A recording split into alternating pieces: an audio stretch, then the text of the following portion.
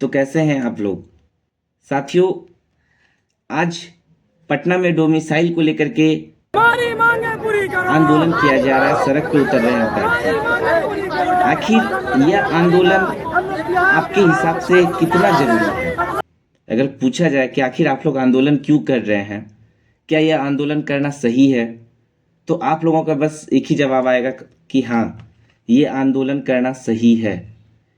यह इस मायने में सही रखता है कि टीआरई 3 जो कि 9 तारीख को नियुक्ति पत्र मिला उन तमाम अभ्यर्थियों को, जिसमें कि अभी यह पता नहीं है, एक अनुमानित लगाया जा रहा है कि इस बार भी बिहार से बाहर के अभ्यर्थियों का ज़्यादा संख्या में चयन हो गया है। तो आखिर डोमिसाइल का मांग क्यों नहीं करे? क्यों उन अभ्यर्थियों का सीट को किसी और के हित में दिया जा रहा है?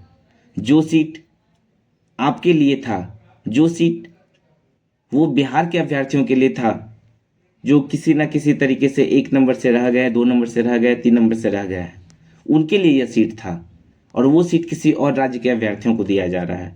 मतलब वोट दे बिहारी, नौकरी करे पहाड़ी, बस यही फरमान चलते आया है टीआरई का जब से बहाली आ रहा है, चाहे वो टीआरई 1 हो, टीआरई 2 हो और या टीआरई 3 जो कि अब संपन्न होने को है।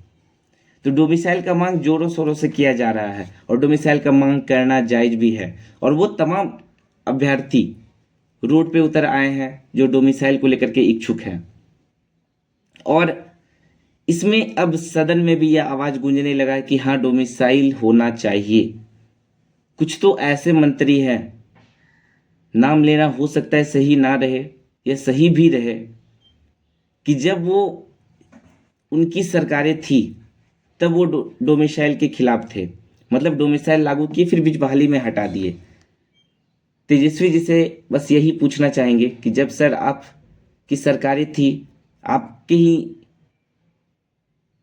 सरकारों में डोमिसाइल आया था टीआरई 1 के टाइम, तो आपने टीआरई 1 में डोमिसाइल को बीच बहाली में हटा दिया और अब आप ही मांग कर रहे हैं कि डोमिसाइल लागू होना चाहिए, क्योंकि बिहार के बच्चों का भविष्य का बात है और बिहार के बच्चों का ज़्यादा से ज़्यादा संख्या में नौकरी हो बिहार में, ये आप ही का मांग है।